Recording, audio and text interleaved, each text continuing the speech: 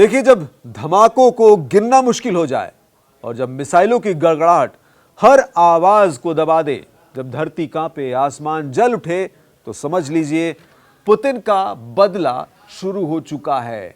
ऐसा आजकल खूब सुनने को मिल रहा है। आज का एपिसोड सिर्फ एक युद्ध की कहानी नहीं है, यह कहानी है एक ऐसे शासक की जिसकी दुश्मनी इतिहास में सबसे खतरनाक मानी जा रही है। जी हां, रशिया वर्सेस यूक्रेन का यह युद्ध एक बार फिर उबल पड़ा है। कीव, खार्किव, ब्रांस्क, हर तरफ सिर्फ धमाके, आग और तबाही। पुतिन ने अपने सबसे विनाशकारी हथियार मैदान में उतार दिए हैं। इस बार रूस ने सिर्फ मिसाइल नहीं बरसाई, बल्कि intelligence, cyber war, hitech drone और बम वर्षकों का ऐसा कॉम्बो मारा है कि यूक्रेन के हौसले टूटने लगे हैं। Tu-95MS स्ट्रेटेजिक बॉम्बर से कीव को तहस नहस कर दिया गया। इस्कंदर मिसाइल से खार्किव में जमीन हिल गई। हाईटेक ड्रोन से ब्रांस्क में रिहायशी इलाके मलबे में बदल गए। पुतिन का यह हमला सिर्फ यूक्रेन को डराने के लिए नहीं था, बल्कि पूरी दुनिया को खुला चैलेंज था। ट्रंप चौकन्ना हो गए हैं, जर्मन चांसलर हड़बड़ाकर अमेरिका पहुंच चुके हैं, ब्रिटिश प्रधानमंत्री तक अपनी सेना को अलर्ट पर डाल चुके हैं, क्योंकि सब जानते हैं पुतिन को कोई रोक नहीं सकता अगर वो ठान ले तो। और अब पुतिन ठान चुके हैं कि सिर्फ यूक्रेन ही नहीं, उन सबका हिसाब लेंगे जो यूक्रेन को हथियार देते आए हैं, भड़काते आए हैं। अब बात सिर्फ यूक्रेन की नहीं रही, अब ये रूस बनाम नेटो है, रूस बनाम अमेरिका है।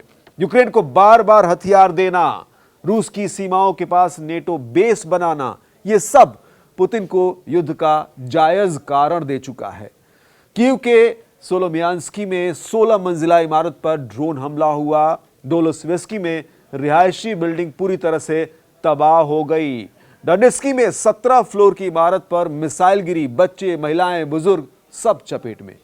यह युद्ध अब सैनिकों का नहीं रहा, यह आम लोगों की तबाही बन चुका है। जी हां, आम लोगों की। क्या यही युद्ध है जहां सैनिकों की जगह स्कूल के बच्चे मारे जा रहे हैं, जहां अस्पतालों के ऊपर बम गिर रहे हों?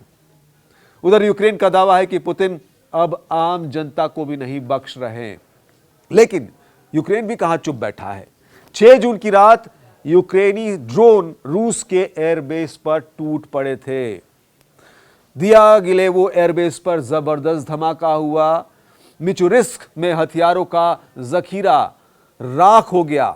क्लिंटसी मिसाइल बेस पर रॉकेट से हमला हुआ।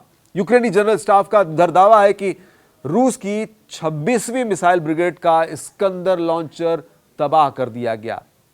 लेकिन यह बदले का खेल कब तक चलेगा? हर एक बम के जवाब में दूसरा बम, हर एक मौत के जवाब में एक और खून। आखिर कौन जीतेगा इस युद्ध में? और क्या यह जीत किसी के लिए सस्ती पड़ेगी? पुतिन का अगला निशाना कौन हो सकता है? क्या ट्रंप के बयान युद्ध को और तेज करेंगे?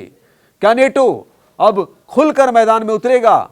और क्या इस संघर्ष का अंत न्यूक्लियर वॉर पर होगा? मौजूदा हालात से पनपे ये वो सवाल हैं जिनको तलाशना और समझना दुनिया के कई देशों ने शुरू कर दिया है, क्योंकि डायरेक्ट या इनडायरेक्ट दुनिया के कुछ अन्य देश भी इसकी चपेट में आने वाले हैं।